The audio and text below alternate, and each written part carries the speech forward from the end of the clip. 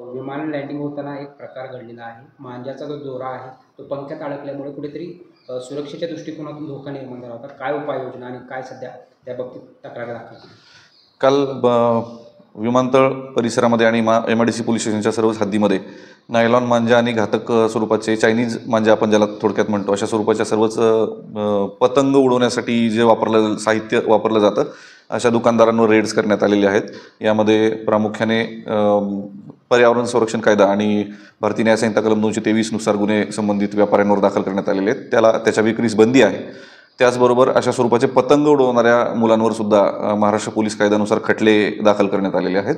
आता शहरभर ही जी special drive आहे ही सोलापूर शहरभर राबवण्यात येणार आहे. माझं या निमित्ताने सर्व सोलापूर शहरातील नागरिकांना आव्हान असेल, अशा स्वरूपाचा घातक स्वरूपाचा मांजा जो पक्ष्यांसाठी किंवा इतर नागरिकांसाठी सुद्धा घातक आहे आणि ऑफकोर्स एअरपोर्ट परिसरामध्ये तर या गोष्टींना परवानगीच नाही पतंग उडवण्यास. अशा स्वरूपाची कुठलीही कृती ही आपल्या सुरक्षिततेसाठी सुद्धा घातक आहेच, पण यामुळे आपल्यावर गुन्हा सुद्धा दाखल होऊ शकतो.